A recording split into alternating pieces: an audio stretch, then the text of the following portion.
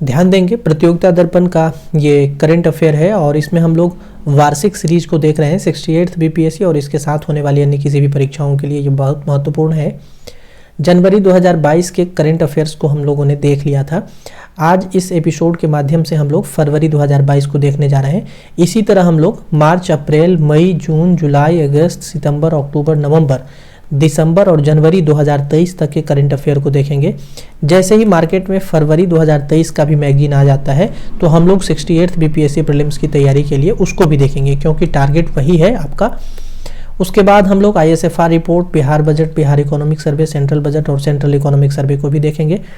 यह ध्यान दें कि 67th बीपीएससी री की जो परीक्षा 30 सितंबर 2022 को आपने दी थी अथवा नहीं भी दी थी तो भी ध्यान दें, इसमें करंट अफेयर के 45 प्रश्न आए थे और 67th एग्जामिनेशन जो हुई थी जिसका पेपर लीक हो गया था, यह संभवतः मई में एग्जामिनेशन हुआ था, इसमें 37 प्रश्न आए थे। तो और इससे पहले 66th बीपीएससी में करंट अफेयर के 49 प्रश्न आए थे। तो ये सब डाटा कहता है कि 68th बीपीएससी प्रीलिम्स परीक्षा जिसमें इस बार आप बैठने जा रहे हैं फरवरी 2022 में, इसमें 40 से लेकर यानी 40 प्लस मानकर चलिए कि मिनिमम 40 प्लस रहेंगे, 40 से 50 के बीच में करंट अफेयर आपको देखने को मिलेंगे इस बार। तो इस बार चूंकि नेगेटिव मार्किंग भी है तो करंट अफेयर की पकड़ तैयारी बहुत अच्छी होनी चाहिए आपकी। इसके लिए मैं आपसे कहूँगा कि प्रतियोगिता दर्पण का जनवरी से, जैसा कि आप देख रहे हैं यहाँ पर, फरवरी 2023 तक, जनवरी से फरवरी 2023 तक का मैगजीन कंप्लीट यानी 14 महीने का करना है। एक वार्षिकांक आपको पढ़ना है, कोई भी वार्षिकांक में कमी नहीं करें, या तो परीक्षा मंथन या फिर एसपीडी को आप बहुत अच्छे से पढ़ें और एक बिहार का करंट अफेयर पढ़ें। यदि आप इतना सही से करते हैं तब जाकर आप इस 40 में जो है 35 प्लस के रेंज में आएंगे।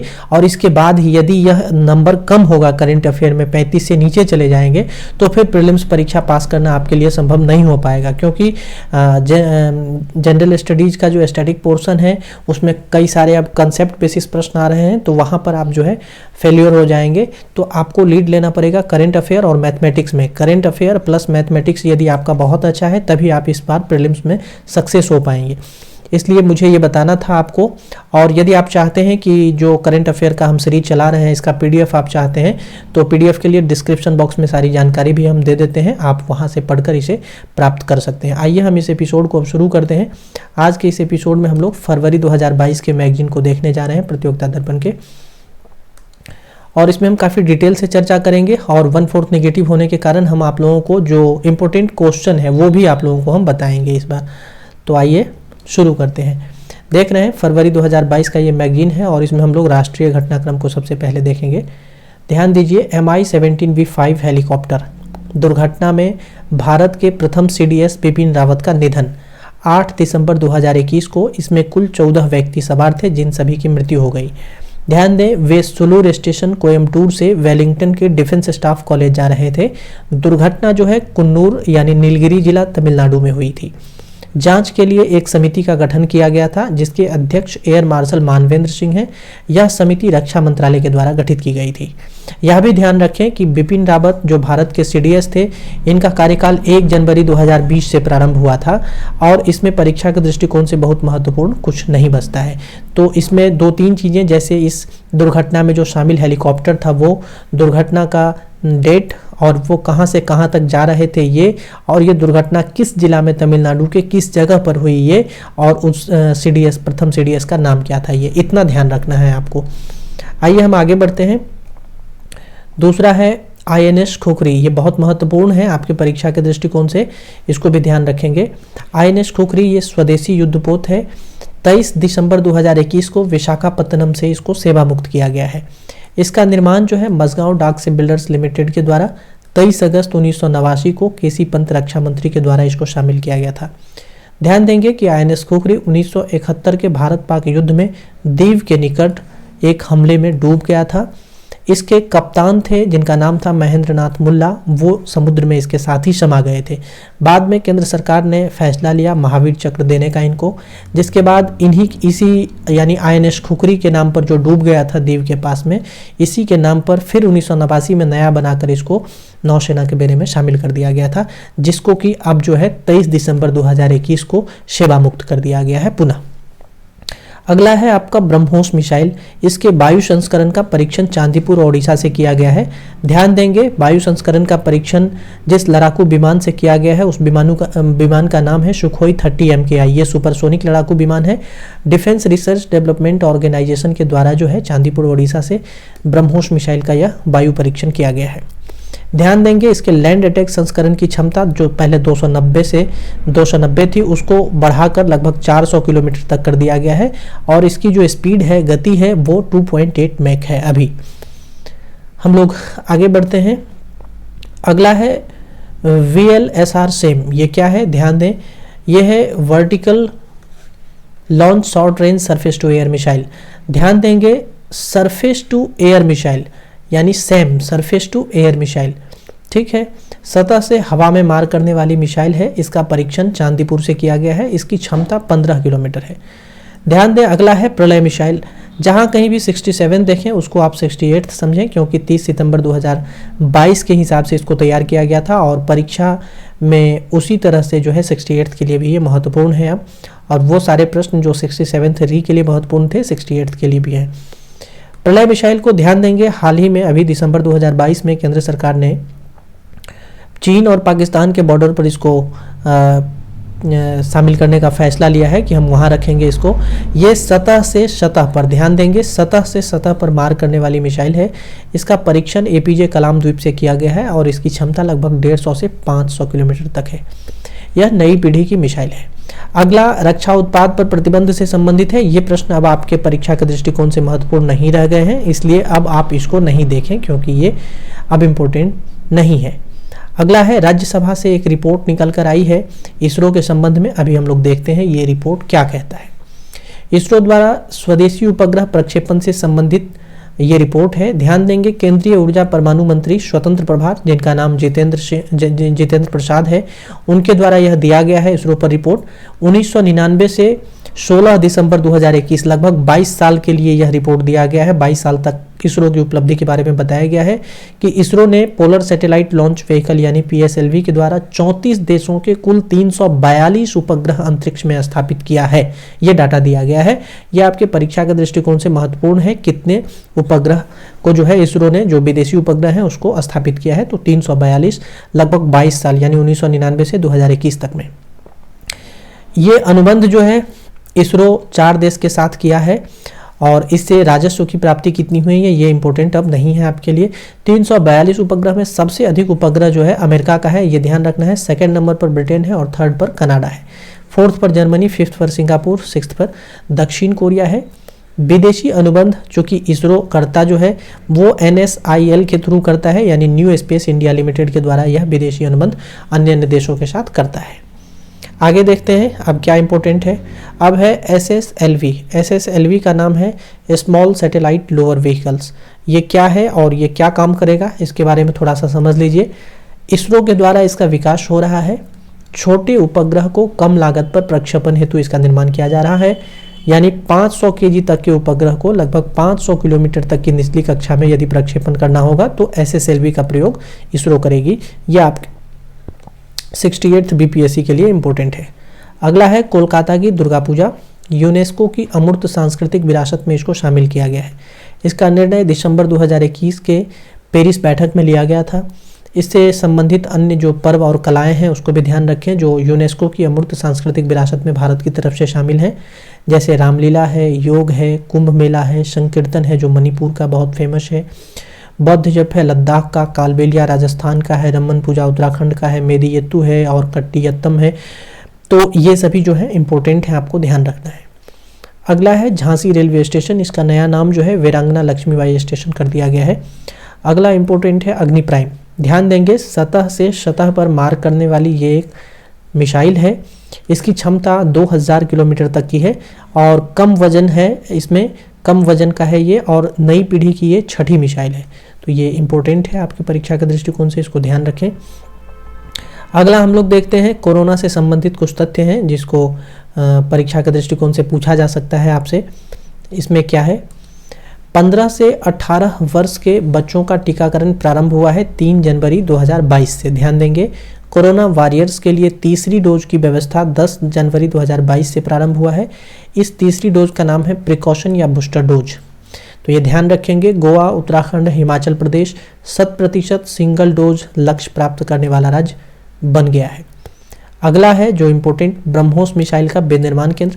ध्यान देंगे, लखनऊ में बन रहा है। इसका शिलान्यास हाल ही में वहाँ के चीफ मिनिस्टर और केंद्रीय रक्षा मंत्री राजनाथ सिंह दोनों ने मिलकर लखनऊ के हरौनी में किया है। यह 200 एकड़ जमीन पर बनाया जा रहा है। ध्यान दें, ब्रह्मोस न्यू जनरेशन मिसाइल का उत्पादन यहाँ पर होगा। DTTC यानी defence technology and test centre का भी यहाँ पर शिलान्यास हुआ है। DRDO की यह टेस्टिंग लैब के रूप में काम करेगा। अगला इम्पोर्टेंट हम लोग देखते हैं, अब है अंतर्राष्ट्रीय घटनाक्रम। ध्यान देंगे, अंतर्राष्ट्रीय घटनाक्रम में इसमें 68th BPSC के रिगार्डिंग राष्ट्रपति रामनाथ कोविंद की बांग्लादेश यात्रा। अब आपके परीक्षा के दृष्टिकोण से ये महत्वपूर्ण नहीं रह गया है। यहाँ पर 3 फैसला जो भारत के द्वारा लिया गया था, यानी घोषणा राष्ट्रपति रामनाथ कोविंद के द्वारा वहाँ पर किए गए थे, वो ध्यान रखेंगे। बंगबंधु बापू डिजिटल प्रदर्शनी उपहार और दिल्ली यूनिवर्सिटी में बंगबंधु पीठ में पहली नियुक्ति की घोषणा और नूतन छात्रवृत्ति योजना का 5 वर्ष के लिए विस्तार किया गया है। इसको ध्यान रखेंगे। और ये वहाँ पर गए क्यों थे? उद्देश्य था इनका बांग्लादेश के 50वें विजय दिवस के मुख्य अतिथि के रूप में ये वहाँ पहुँचे थे। तो इससे ज़्यादा इसमें कोई इंपॉर्टेंट चीज़ याद करने की आवश्यकता नहीं है। अगला है नासा का पार्कर यान। ये 68 BPSC प्रीलिम्स परीक्षा के लिए इंपॉर्टेंट है, ध्यान देंगे। नासा का पार्कर यान ये सूर्य के कोरोना को छूने वाली मानव निर्मित पहली वस्तु हुई है।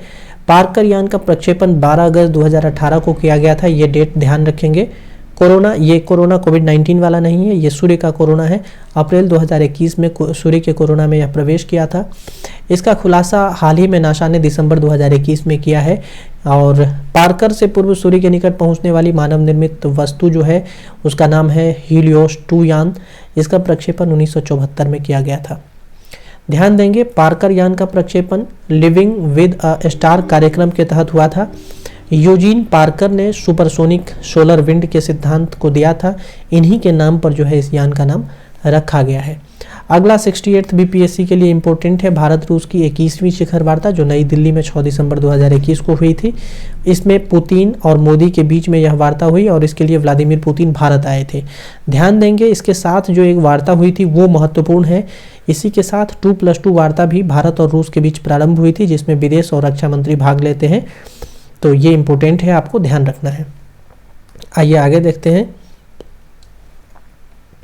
2+2 वार्ता से संबंधित कुछ महत्वपूर्ण तथ्य जो बाहर निकल कर आए थे उसको भी ध्यान रखिएगा। जैसे दोनों देशों के बीच जो है सैन्य तकनीकी सहयोग जो 2021 से लेकर के उसको 10 वर्ष तक बढ़ाकर अब 2031 तक कर दिया गया है। यूपी के अमेठी के कोरबा में AK-203 असॉल्ट राइफल का निर्माण होगा। उसके बाद क्लासनिकोव सीरीज के छोटे हथियार का उत्पादन होगा। इसके साथ ही भारत रूस अंतर सहकारी आयोग की बैठक भी हुई और INST यानी international north and south transport corridor और Chennai Vladivostok eastern maritime corridor पर भी जो है चर्चा इसमें हुई है। अगली 22वीं शिखर जो है वह रूस में होगी, ऐसा उस समय कहा गया था। आगे देखते हैं जो इम्पोर्टेंट आपके परीक्षा के दृष्टिकोण से है 68th के लिए, वह है जेम्स वेब स्पेस टेलीस्कोप। यह बहुत महत्वपूर्ण है। इसका प्रक्षेपण जो है हाल ही में 25 दिसंबर 2021 को किया गया था। इसका प्रक्षेपण एरियन 5 रॉकेट के द्वारा फ्रेंच गुयाना से किया गया था। यदि आप विश्व का नक्शा देखे होंगे या जानते होंगे तो आप चले जाइए दक्षिण अमेरिका में, वहाँ पर सूरीनाम के आसपास का एक क्षेत्र है जो फ्रांस के अधीन है और उसका नाम है फ्रेंच गुयाना। यहीं पर जो है एरियन 5 रॉकेट के माध्यम से जेम्स वेब स्पेस टेलीस्कोप को प्रक्षेपित किया गया है। यह नासा द्वारा विश्व का सबसे विशाल टेलीस्कोप है। ध्यान रखेंगे, पृथ्वी से 18 लाख किलोमीटर दूर L2 यानी कि सेकेंड लैग्रेंज पर जो है इसको स्थापित किया गया है। ध्यान दीजिए, सेकेंड लैग्रेंज होता क्या है? जैसे ये सूर्य है और यहाँ पर पृथ्वी है, तो इसके बीच में वह स्थान जहाँ पर इस दोनों को जो है अस्थायी रूप से रखा जा सके उस वस्तु को, यही सेकेंड लैग्रेंज कहलाता है। देखिए, पृथ्वी और सूर्य के बीच की वह स्थिति जहाँ किसी वस्तु को स्थिर रखा जा सकता है। ध्यान देंगे, यह टेलीस्कोप पृथ्वी के साथ सूर्य का चक्कर लगाएगा। यह ब्रह्मांड की उत्पत्ति के बारे में जानकारी देगा, बिग बैंग ETC के बारे में। यह जो है हबल टेलीस्कोप का स्थान लेगा। कौन? जेम्स वेब स्पेस टेलीस्कोप जो है हबल टेलीस्कोप का स्थान लेने जा रहा है। हबल टेलीस्कोप पृथ्वी का चक्कर लगाता था, ध्यान देंगे, जबकि जेम्स वेब टेलीस्कोप जो हाल ही में प्रक्षेपित किया गया है 25 दिसंबर 2021 को, यह सूर्य का चक्कर लगाएगा। 1961 से 68 तक नासा के प्रमुख रहे जेम्स एडविन वेब के नाम पर ही इस टेलीस्कोप का नाम जो है रखा गया है। पहले इस टेलीस्कोप का नाम नेक्स्ट जनरेशन स्पेस टेलीस्कोप हुआ करता था, यह ध्यान रखेंगे। आगे हम लोग देखते हैं इसमें, अब ये इम्पोर्टेंट है आपके लिए क्योंकि अब जो अगला प्रश्न है ये संबंधित है नोबेल के शांति पुरस्कार विजेता से। ध्यान देंगे, म्यांमार की पूर्व स्टेट काउंसलर जिनका नाम आंग सान सू की है, 2 वर्ष का कारावास इनको कोविड-19 प्रतिबंध के उल्लंघन के मामले में हुआ है। ये पूर्व में नोबेल शांति पुरस्कार विजेता रही हैं, इसलिए 68th बीपीएससी प्रीलिम्स में इस प्रश्न का ज़्यादा इंपॉर्टेंस है, ध्यान रखेंगे।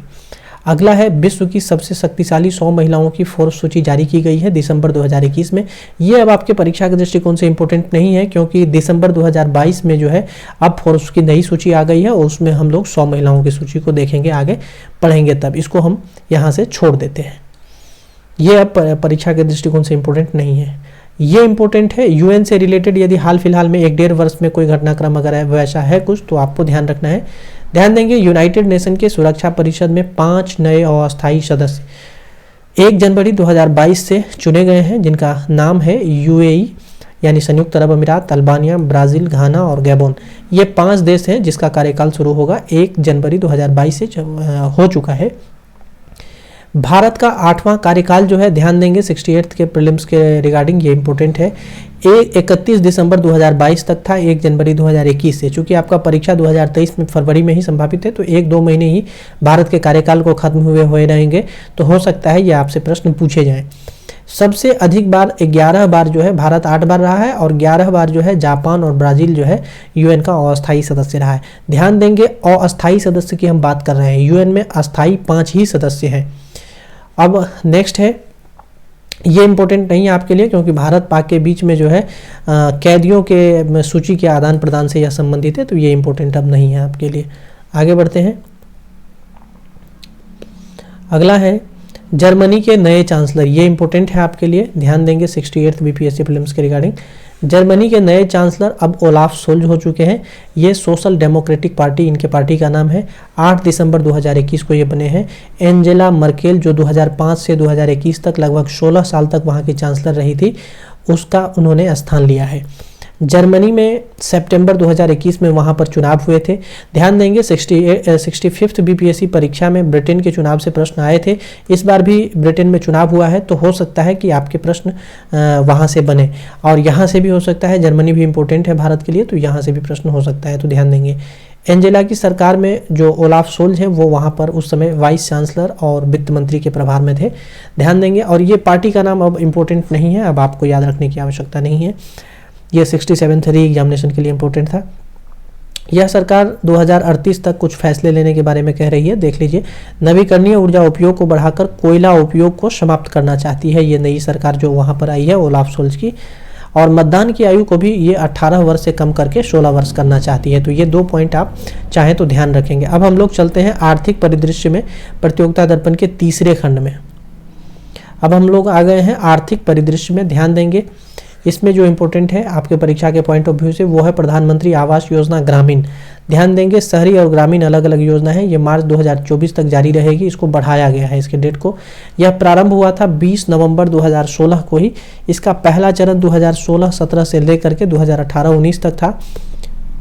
सेकेंड चरण 2019-20 से लेकर 2021-22 तक था, जिसको बढ़ा दिया गया है और मार्च 2024 तक कर दिया गया है। 8 दिसंबर 2021 को इसको बढ़ाया गया है। 2.95 करोड़ आवास का निर्माण जो है इसके तहत होना है। नेक्स्ट है वाणिज्य मंत्रालय की रिपोर्ट। ध्यान देंगे, भारत के 11 देश या क्षेत्रों के साथ स्वतंत्र व्यापार समझौता है यानी फ्री ट्रेड एग्रीमेंट यानी FTA है। ये 11 क्षेत्र या देश कौन कौन से हैं? Sri Lanka, Nepal, Bhutan, Thailand, Singapore, ASEAN और दक्षिण कोरिया, जापान। आसियान देश का नाम नहीं है, इसमें 10 कंट्री शामिल है। मलेशिया, मॉरिशस और दक्षिण एशिया, साफ्टा, ठीक है, यानी कि south Asia free trade agreement है ये। साफ्टा का मतलब है agreement on south Asia free trade area. इसको ध्यान देंगे, तरजीही व्यापार समझौता अलग होता है, ये है प्रेफरेंशियल ट्रेड एग्रीमेंट यानी PTAs। ये 6 देशों के साथ भारत ने स्थापित किए हैं, इसको भी ध्यान रखेंगे आप लोग। ये हालांकि प्रीलिम्स के दृष्टिकोण से इंपॉर्टेंट नहीं है, इसको मेंस में कोट करना होता है। तो ये लिस्ट देख लीजिए एक बार, ठीक है। आगे बढ़ते हैं हम। अब एफडीआई से संबंधित इंपॉर्टेंट डाटा दिए गए हैं, लेकिन ये पुराने वर्ष के हैं, हम इसको अप टू डेट करेंगे नए में, तो इसको इस डाटा को भी अभी हम छोड़ देते हैं। आगे आते हैं हम केन बेतवा लिंक परियोजना पर। ये इंपॉर्टेंट है आपके लिए, ध्यान देंगे। इसकी मंजूरी मिल गई है केंद्र सरकार के द्वारा दिसंबर 2021 में। इसके तहत जो है केन नदी का पानी बेतवा नदी में भेजा जाएगा, यह ध्यान रखना है आपको। केन नदी का पानी इसके तहत बेतवा नदी में जाएगा। बुंदेलखंड क्षेत्र में सिंचाई और पेयजल उपलब्ध कराने हेतु इस योजना का भी जो है इस परियोजना को मंजूरी दिया गया है। इस योजना से जो है पनबिजली का भी उत्पादन होगा, ठीक है, और जो है पेयजल भी उपलब्ध करवाए जाएंगे और सिंचाई भी होगा। और ये जो क्षेत्र है उसका नाम है बुंदेलखंड क्षेत्र में यह पड़ता है। केन बेतवा लिंक परियोजना का पानी जो है वहाँ पर यूज होगा। अगला आगे देखते हैं क्या इम्पोर्टेंट है। मसालों के उत्पादन एवं निर्यात में वृद्धि हुई है, ये इम्पोर्टेंट नहीं है। कृषिगत उत्पादन भी इम्पोर्टेंट नहीं है। पीएम किसान योजना इम्पोर्टेंट है, पूछे भी गए थे 67th में, जो मई में इसकी जो एग्जामिनेशन हुई थी, जो कैंसिल हो गई, उसमें पूछा गया था ये। इसकी 10वीं किस्त जारी हुई है, ये उस समय की है, ध्यान देंगे। प्रारंभ इसको दिसंबर 2018 में किया गया था। फरवरी 2019 पीडी के नोट में जो है इसके बारे में हमने डिटेल में जानकारी दिया था। इस योजना के पात्र वैसे किसान हैं जिनके पास कृषि भूमि है, ध्यान देंगे, कृषि भूमि है जिनके पास, वही इस योजना के पात्र हैं। और इस योजना के पात्र नहीं कौन कौन से हैं उसके नाम यहाँ पर दिए गए हैं। जैसे संस्थागत भूमि धारक अगर हैं तो नहीं है, पेंशन पाने वाले अगर किसान हैं तो नहीं है, यदि सरकारी कर्मचारी हैं तो नहीं है, डॉक्टर हैं आप, वकील हैं, इंजीनियर हैं, सीए हैं, यदि पंजीकृत हैं, रजिस्टर्ड हैं तो आप नहीं हैं, संवैधानिक पद पर पूर्व या वर्तमान में किसी संवैधानिक पद को धारण करने वाले हैं अथवा मंत्री हैं आप तो नहीं हैं, कृषि के अतिरिक्त किसी अन्य भूमि हेतु किसी अन्य कार्य हेतु यदि आप भूमि का प्रयोग करना चाहते हैं तो उसके लिए भी नहीं है। जैसे भूमि का उपयोग कर आप कोई कारखाना लगाना चाहते हैं, कोई कंपनी उद्योग धंधा स्थापित करना चाहते हैं, तो आप प्रधानमंत्री कृषि सम्मान योजना के तहत जो है पैसे नहीं ले सकते हैं। उसके बाद जो है वस्तुगत निर्यात से संबंधित डाटा है, ये भी डाटा पुराना हो चुका है तो इम्पोर्टेंट नहीं है आपके लिए। आइए जेम्स वेब स्पेस टेलीस्कोप के बारे में हमने बताया ही था, एक बार फिर से देख लेते हैं। अब हम चौथे खंड में आ गए हैं, नवीनतम घटनाक्रम में। यहाँ पर JWST यानी जेम्स वेब स्पेस टेलीस्कोप, यह नासा का टेलीस्कोप है, ध्यान रखेंगे। कनाडियन व यूरोपियन स्पेस एजेंसी की सहायता से इसको तैयार किया गया है। 25 दिसंबर 2021 को इसको लॉन्च किया गया था। पृथ्वी से लगभग 15 लाख किलोमीटर दूरी पर जो है यह स्थापित होगा और ब्रह्मांड की उत्पत्ति के संबंध में जानकारी देगा। ये इंपॉर्टेंट पॉइंट इससे संबंधित है, आप ध्यान रखें। अब नियुक्ति से संबंधित डाटा है जो इम्पोर्टेंट नहीं है आपकी परीक्षा के दृष्टिकोण से, क्योंकि अब ये नियुक्तियां पुरानी हो गई है, इसमें कई सारे बदलाव आ गए होंगे, तो ये हम अभी नहीं बताएंगे आपको। अगला पुरस्कार से संबंधित है, यह भी नहीं बताएंगे अभी क्योंकि ये इम्पोर्टेंट नहीं है। ये नियुक्ति और ये सब जो है मई के बाद से इम्पोर्टेंट होगा आपके लिए, तो हम अभी नहीं बताएंगे क्योंकि इसमें 2 महीना पहले का घटनाक्रम होता है। पुरस्कार भी इम्पोर्टेंट नहीं है, ये भी इम्पोर्टेंट नहीं है आपके लिए, और ये भी इम्पोर्टेंट फिलहाल नहीं है आपके लिए। ये ध्यान रखिएगा कि प्रधानमंत्री को जो है, प्रधानमंत्री नरेंद्र मोदी को भूटान का सर्वोच्च नागरिक सम्मान मिला था, order of the Druk Gyalpo इसका नाम था, जो दिसंबर 2021 में ही इनको दिए गए थे। तो उसके बाद ये भी इम्पोर्टेंट नहीं है, ये सब अब नया डाटा आ गया है। प्लेयर ऑफ द ईयर और ये सब, साहित्य अकादमी पुरस्कार 2022 हम लोग देखेंगे तो ये इम्पोर्टेंट नहीं है। ये देखिए 30 दिसंबर 2021 को आया था, अब 2022 का भी आ चुका है, तो हम लोग इसको अभी नहीं देख रहे हैं यहाँ पर। आगे बढ़ते हैं, इसमें ये इम्पोर्टेंट नहीं है। BBC sports personality of the year 2022 भी आ चुका है, तो ये भी नहीं देखेंगे अब हम लोग। आगे बढ़ते हैं, निधन में भी इम्पोर्टेंट नहीं है क्योंकि इतना पुराना नहीं पूछे जाएगा। आप एक बार ये डेट्स देख लीजिएगा, दिवस, ये इम्पोर्टेंट है आपके लिए। और 2022 में जो है अंतर्राष्ट्रीय वर्ष के रूप में किस किस तरह से मनाए जाएंगे ये देख लीजिएगा। पुस्तक यहाँ पर देख लीजिएगा, पुस्तक इम्पोर्टेंट है आपके लिए। उसके बाद हम लोग 5वें और अंतिम खंड में पहुंच चुके हैं, खेलकूद वाले सेक्शन में। तो खेलकूद वाला सेक्शन भी अब आपके लिए इम्पोर्टेंट नहीं रह गया है, ये भी आपको जो है 7-8 महीने का ही केवल तैयार करना है, तो ये इम्पोर्टेंट नहीं है। आगे देखते हैं, इसमें यदि कोई हो तो हम बता रहे हैं। ये सब इम्पोर्टेंट नहीं है आपके लिए।